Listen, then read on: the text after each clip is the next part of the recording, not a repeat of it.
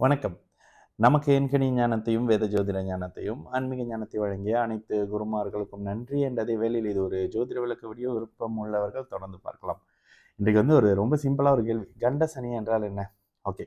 சனி எப்பொழுதுமே மெயினா எங்கெங்க சனி இருந்தா என்னென்ன விஷயம்? பல இடத்துல பேசியிருக்கோம். பட் இந்த இடத்துல ஏன்னா ப்ரீவியஸ்ல நம்ம கோச்சார சனியை பத்தி பேசியிருக்கோம். அதனால இந்த இடத்துல சில விளக்கங்களை சொல்லிடுறேன். ஆனா அந்த வீடியோலயுமே சில விளக்க அமைப்புகளை கொடுத்திருப்போம் தான். சரி. முதலாவது நிலையில உங்களுடைய ராசி இது எதுவுமே லக்னத்துக்கு வராது. கோச்சாரம் லக்னத்துக்கு இல்லை. கோச்சாரம் எப்பொழுதுமே ராசிக்கு மட்டும்தான். ஓகேங்களா? கோச்சாரம் லக்னத்துக்கு இல்லை. யாராவது இங்க இது ராசிக்கு இது லக்னத்துக்கு பொருந்துமான்னு ஒரு கேள்வி கேட்பீங்க. சேர்த்தே சொல்லிடுறேன். ராசிக்கு 12ல சனி இருக்கும் பொழுது, இது 7 சனி அமைப்பை எக்ஸ்பிளைன் பண்றேன். ராசிக்கு 12ல சனி இருக்கும் பொழுது உங்களுக்கு விரய சனி. ராசியிலேயே ராசி அது 7.5 வருஷ அமைப்புல உங்களுக்கு ராசிக்கு 12ஆம் இடத்துல விரய சனின்னு சொல்லி 2.5 வருஷம் இருப்பாரு. அதுக்கப்புறம் உங்களுடைய ஜென்ம ராசியில சனி 2.5 வருஷம். இதுதான் ஜென்ம சனி. அடுத்ததாக குறிப்பாக ஜென்ம நட்சத்திரம், நீங்க பிறந்த நட்சத்திரத்துல சனி வருவாரு. இதுக்கு அடுத்த நிலையாக ராசிக்கு 2ஆம் இடத்துல குடும்ப பாவகத்துல இதைதான் விரய சனி அப்படின்னு சொல்லுவாங்க. இதைத்தான் பாத சனி அப்படின்னு சொல்லுவாங்க. இது 2ஆம் பாவக அடிப்படையில கெடுப்பாரு. சனி எங்க இருந்தாலும் அவருக்கு கெடுக்கிற வேலை மட்டும்தாங்க தெரியும். அப்ப நல்லதே பண்ண மாட்டாரா?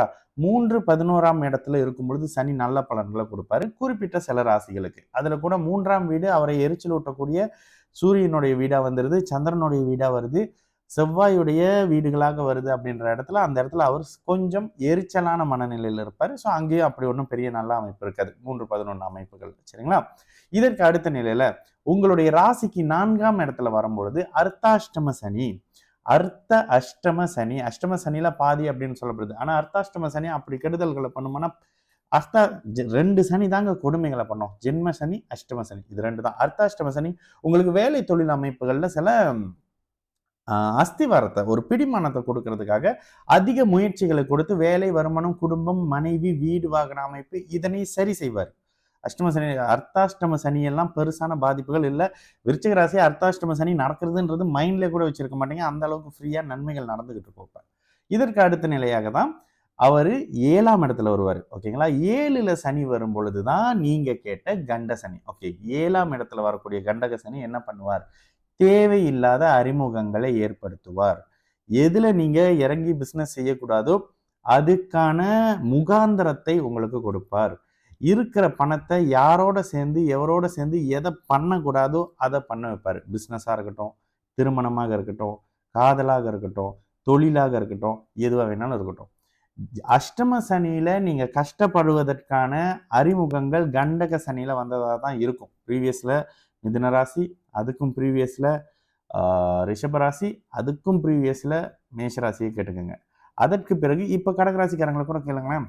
கண்டக சனியில நீங்க எதை நோக்கி ஓடுறீங்களோ அது ஒரு மாதிரியான அமைப்புகள்ல நீங்க தேடக்கூடிய உயிர் உறவுகள் அப்படி சரியான அமைப்புகள்ல இருக்காது. இதே நேரத்துல கணவன் மனைவிக்குள்ள சந்தேக குணங்களை ஏற்படுத்தும். இது காதலிக்குள்ள கூட வரலாம். ஓகேங்களா? காதலுக்குள்ள கூட வரலாம். சந்தேக குணங்களை ஏற்படுத்தும். ஏன்னா ராசிக்கு 7ஆம் இடத்துல இருந்து உங்களுடைய மனசை சனி நேரா பாக்குறாரா? சனியின் முதல் குணம் என்ன? இப்ப சிம்மராசிக்காரங்களுக்கு எல்லாம் நடந்துகிட்டு இருக்கிறது என்ன? சந்தேகத்தோட அடிப்படையில அதை கண்டுபிடிச்சிட்டேன் இதை கண்டுபிடிச்சிட்டேன்னு இல்லாத விஷயத்தை வச்சே சண்டைகள் நடந்துகிட்டு இருக்கும். ஓகேங்களா? மனம் ஒரு இறுக்கமான நிலை. நீங்களே ஒரு பிடிவாத கேரக்டரா மாறுவீங்க. சனி லக்னத்தை பார்த்த குணம். அப்ப சனிக்கு நல்ல அமைப்பு இல்லையா? கோச்சார சனிக்கெல்லாம் அப்படி நல்ல அமைப்பெல்லாம் இல்லைங்க.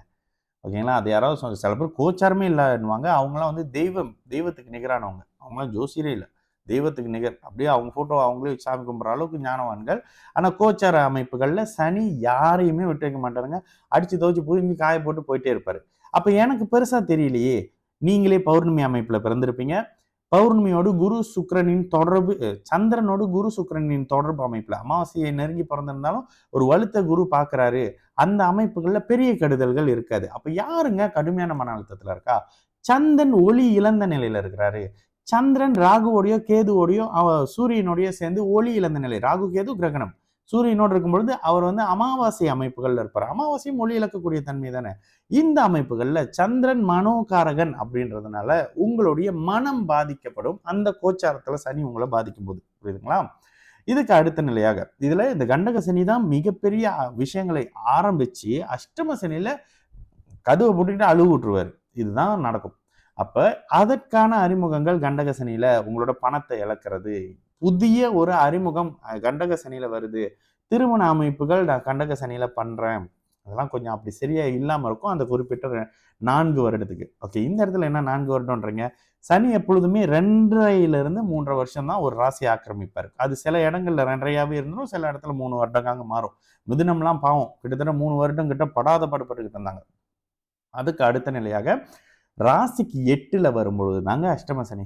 இப்போ அஷ்டம சனி உங்கள வேலை, தொழில், வருமானம், கணவன் மனைவி உறவாக இருக்கட்டும், காதலாக இருக்கட்டும், இதுல காதல்லாம் வாஷ் அவுட் சுத்தமா ஒண்ணும் இல்லன்னே சொல்லிடலாம்.